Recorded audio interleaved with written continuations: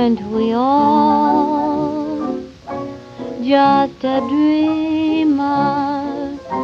But aren't we all in my dreams each night?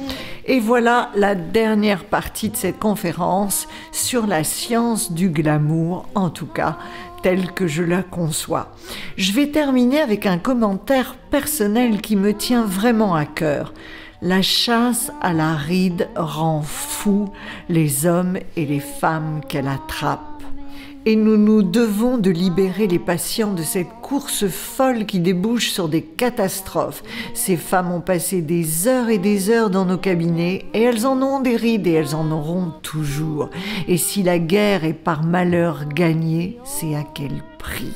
Cette pseudo-sensualité avec cette demande de grosse bouche ne devrait plus se voir. Regardez cette femme, elle est beaucoup plus jolie et plus sensuelle avec ses lèvres fines sur la photo de gauche qu'avec sa grosse bouche sur la photo de droite.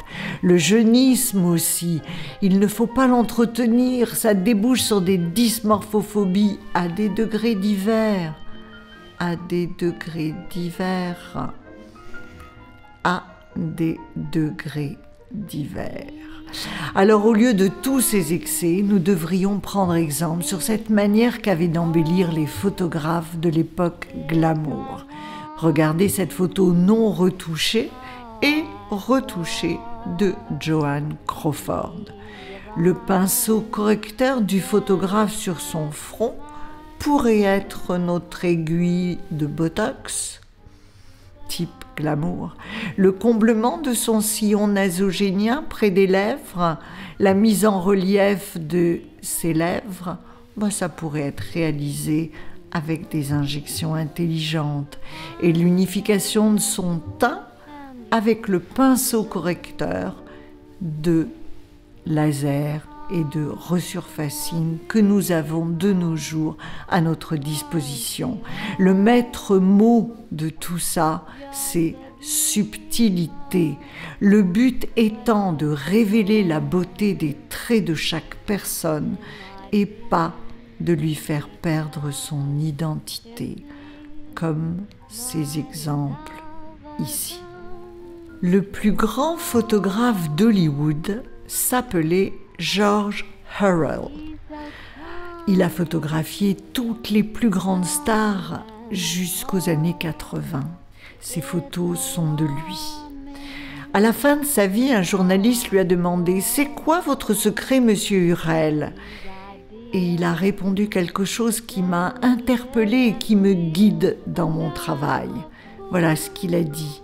« Je cherche à faire ressortir le meilleur des visages et je camoufle uniquement le pire et entre les deux, je laisse la place à l'imagination. » Eh bien, c'est cet entre-deux, ce quelque chose pour l'imagination qui n'a pas été conservé dans les exemples que je vous ai montrés avant.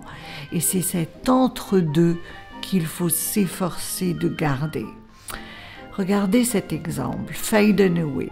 Elle a eu des injections, de la chirurgie, elle a même changé toutes ses dents, elle a fait aussi des traitements de peau.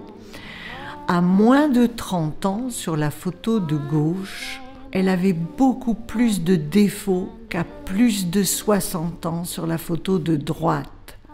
Elle a des cicatrices à gauche sur son front. Elle a un début de ride alors qu'elle n'a pas encore 30 ans. Sa peau est grasse, ses paupières sont lourdes. Elle a même quelques boutons sur le menton. Mais est-ce qu'elle ne nous fait pas beaucoup plus rêver à gauche qu'elle ne nous le fait à droite? Un autre exemple, Michael Douglas. Lui aussi, il a eu une intervention chirurgicale. D'ailleurs, on voit même les cicatrices. Il a eu du Botox, c'est évident. Il n'en fait plus récemment, mais il en avait fait sur cette photo. Et il n'a plus de rides entre les yeux, son Botox est très fort, son regard est plus ouvert à droite. Mais sincèrement, est-ce qu'on n'a pas beaucoup plus d'émotion en regardant à gauche ?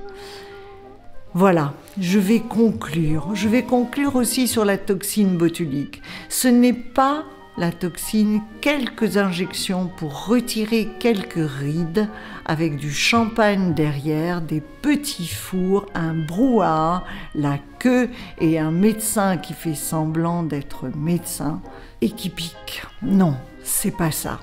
C'est très subtil, cet instrument. Ça va nous permettre, grâce à une excellente technique, une excellente réflexion sur chaque cas et de manière temporaire, pas très cher finalement, de ramener de la lumière sur le regard, de donner du glamour, de l'attraction, de la séduction et d'embellir les traits. Je pense que les standards des traitements d'esthétique ont été incroyablement élevés grâce à l'arrivée de la toxine. Elle nous a permis d'obtenir non plus une chasse à la ride, mais une chasse à la beauté des traits de chaque personne. It's alarming how I fall. He's divine, but then he can't be mine, and I'm a fool. But Et je me suis posé une question. Est-ce que c'est Hollywood qui a découvert l'incroyable effet de la lumière entre les deux yeux?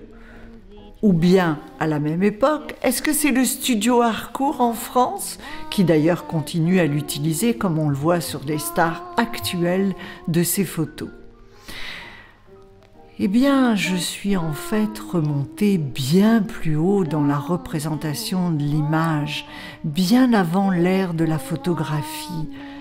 C'est à partir de la Renaissance qu'est apparue cette lumière.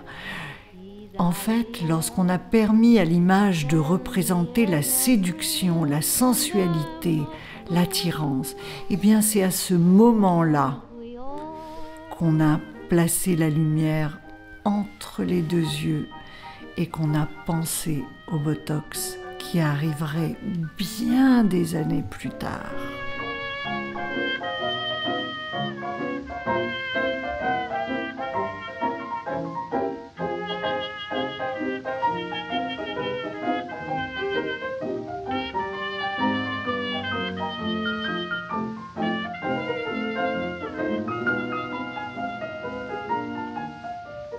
he's so charming, so big and tall. It's alarming how I fall. He's divine, but then he can't be mine, and I'm a fool. But aren't we En espérant vous avoir éclairé, je vous remercie de votre attention.